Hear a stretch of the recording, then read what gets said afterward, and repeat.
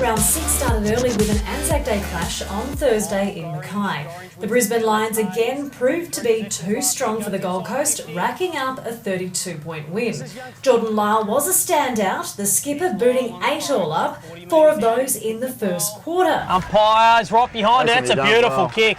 Lyle gets his first for the afternoon. He was helped along in the midfield by Simon Black, who had another great game. Inside, nothing less from the Brownlow medalist. The Lions held a 13-point lead at the first break, extending it to 25 by half-time, but the Gold Coast came close in the second quarter and kept at it in the second half. The Suns missed the services of last week's stars Tom Lynch, Danny Stanley, Trent McKenzie and Kyle Horsley, who all got the call-up for the senior side.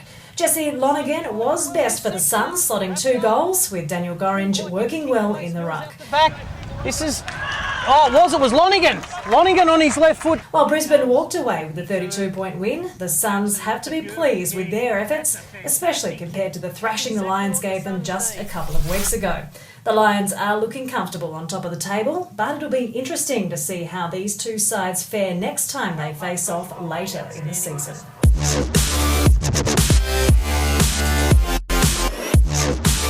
The clash between Aspley and Morningside was set to be a good one, with both sides showing good form this season. Aspley were coming off a narrow 3-point loss to top team Queanbeyan last round, so we're looking to bounce back with a win this round, and that's exactly what they did. Morningside held the lead at the first break, but it wasn't a strong lead, and the Hornets started to chase the Panthers down. Morningside dropped the ball in the third quarter and Aspley took advantage of their lapse in concentration, keeping Morningside quiet in their forward 50 while piling on 6 goals. Aspley's Robert Copeland was one of his side's best. He booted 4 goals, as did Stiller. Ken Avey shows no signs of slowing down for the Panthers after his 200-game celebrations last round. He scored 7 of his side's 13 goals, earning him best of his bunch. He was helped out by Jonathan Williams. But Aspley once again proved too strong for the Panthers, picking up their 3rd win of the season, handing the Hornets their 2nd loss.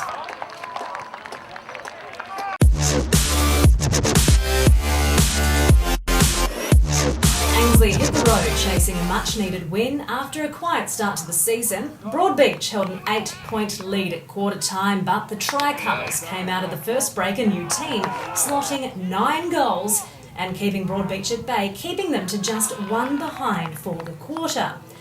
After that, it was a pretty tight contest, but Ainsley had set up a very strong 50-point lead, which held them in good stead for the rest of the match. The Cats' midfield picked up some potency, but couldn't quite get a stranglehold on Ainsley.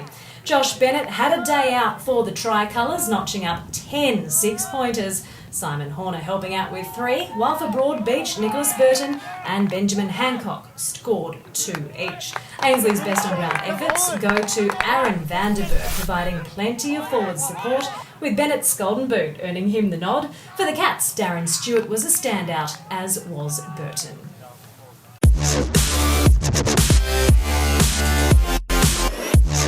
The UWS Giants and Eastlake took to the field at Star Track Oval on Saturday morning. Last time these two sides met in round 6 last year, it was Eastlake who came out on top, but it was a different story this time around, with the Giants far too strong. The Giants came out firing, booting 4 goals and 4 behinds in the first quarter. A strong defensive effort ensured the Demons were kept goalless. Eastlake fought back after the break with a gap of just 14 points between the two sides at half-time. But another surge from the Giants saw them boot 11 goals and they kept the momentum going. Samuel Frost was instrumental on the scoreboard. He racked up 6 goals for the Giants. Joshua Bruce was a standout for the Victors, with Mark Wiley also impressive. For the Demons, the best performers were John Van Meurs and Aaron Bruce. The Giants outclassed the Demons on this occasion. The score at the final siren, 24-14, 158 to 9-13, 67.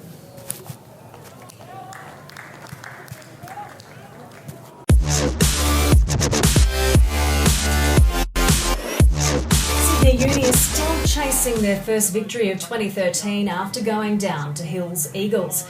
It was a pretty close match up at Henson Park on Sunday, but Hills Eagles again proved too strong. Uni was aiming to shut down Jamie Vlatko after he scored 8 goals for the Eagles last time these two met.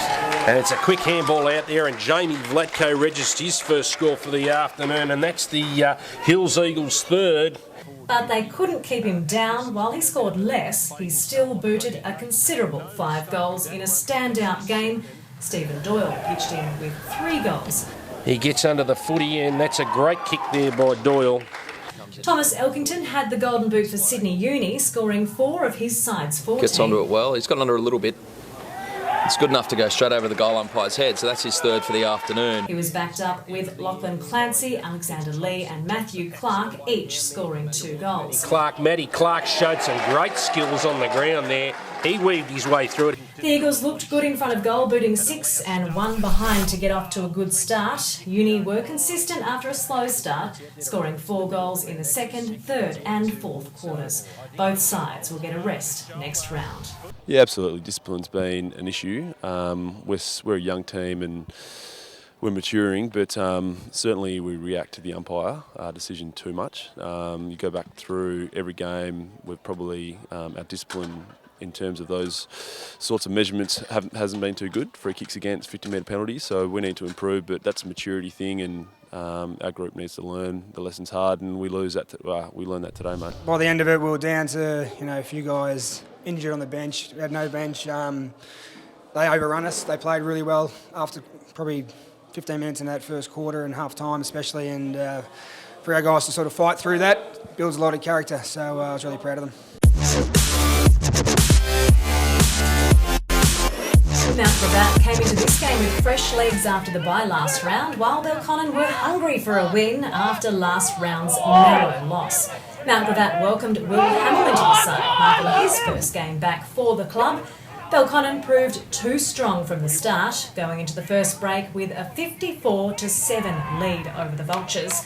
Chris York was again a standout for the Magpies, booting 7 goals for the Victors. He was named among the best. Helping him out on the scoreboard was Dominic Bunyan and Brock Weston, who booted 2 apiece. Mount Cravat struggled up forward, with none of their players scoring more than 1 goal. The Vultures will need to bounce back next week when they take on Tuggeranong. Belconnen are sitting third on the table and would love another win next week, but it won't come easy against the so far undefeated Queanbeyan.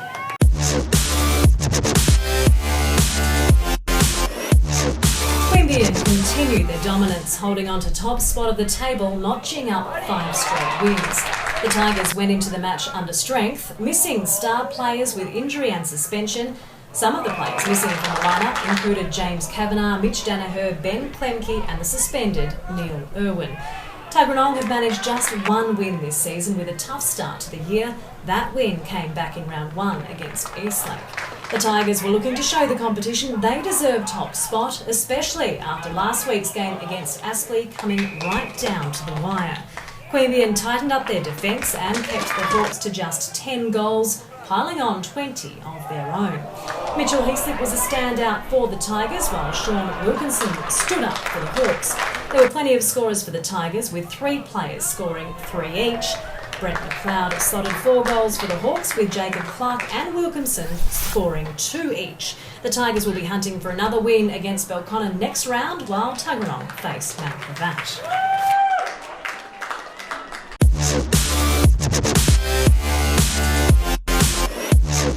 Redland were hoping for a win as the club celebrates the 15-year anniversary of its '98 flag, but the NT Thunder had another thing in mind. The Thunder welcomed the Maningrida marvel Hezekiah Lawrence into the side for his 2nd game in a row after an impressive performance in the Alice last round. The Thunder came into the clash confident after last week's win and had been training hard all week. Perhaps attending the Anzac service helped the boys bond, and there was plenty to fight for with the Anzac medal up for grabs. It was a close match, with the Thunder starting strong. At half-time, they held a 40-point lead. Speaking of skills, what a kick. Ewing has his 2nd, and the Thunder skip out to a 5-goal lead. But the Bombers were not down and out, with an impressive comeback. Yes, he's paid the mark. The umpire said that's a mark. Especially in the last quarter, bringing the game back to a respectable 11 points in the end. It's through the middle. The crowd's into this now. Stephen Gutner was the Bombers' best. He booted 3 goals, as did Josh Pullman. While for the Thunder, Darren Ewing booted 4 goals, with Nathan Brown picking up best on-ground honours for his side. It was a close score in the end. Redland 11-15-81 to the Territories 13-14-92. The Southport Sharks remain undefeated after this week's win, with the Lions just ahead of them on the ladder on percentage. It was a milestone match for Southport's Wade Mills, who celebrated 50 games. Labrador knew from the outset that this would be a tough match, with the Sharks one of the comp's top teams, and had to regroup after last week's big loss against the NT Thunder. 50, does he measure it well? That's beautiful. Yes, he does. As expected, Southport started strong, slotting 5 goals and 1 behind, while keeping the Tigers to 4 behinds in the first quarter. The ball turns around and kicks the easiest of goals. That's his second for the night. A quiet second quarter to Southport saw them kick just 1 goal and 3 behinds, while Labrador managed 3 goals. But the Sharks picked up in all areas after the main break, with a fantastic defensive effort, keeping the Tigers to 1 goal in the third quarter and preventing them from scoring any 6-pointers in the final term. Southport showed its versatility up forward, with 8 players on the scoreboard, 3 goals each to Edward Mellon and Wade Mills, while Jason Howard was Labrador's only player to score more than 1 goal. He booted 2. The win extends the Sharks' winning streak to 5 games. In the Northern Conference, it's the Brisbane Lions and Southport leading the way with 5 uninterrupted wins. Then it's Morningside with 4 wins. Sitting 4th is the NT Thunder, followed by Ainsley. Then it's the Gold Coast Suns, Labrador, Redland and Broadbeach come next with 1 win each, and Mount Cravat remain on the bottom. Queanbeyan and the Sydney Swans are still on top of the Eastern Conference ladder with a blemish-free record for season 2013. Then it's Belconnen and UWS Giants with 3 wins each. Ainsley moved up into 5th place with Hills Eagles just behind, followed by Eastlake, each with 2 wins apiece. Tuggeranong sit in 8th, while Sydney Uni remain winless at the bottom. Turning to round 7, and Tuggeranong will be looking for a win over Mount Cravat. Belconnen have the tough task of taking down the Tigers. They'll be hoping the home ground Kipax gives them the extra boost.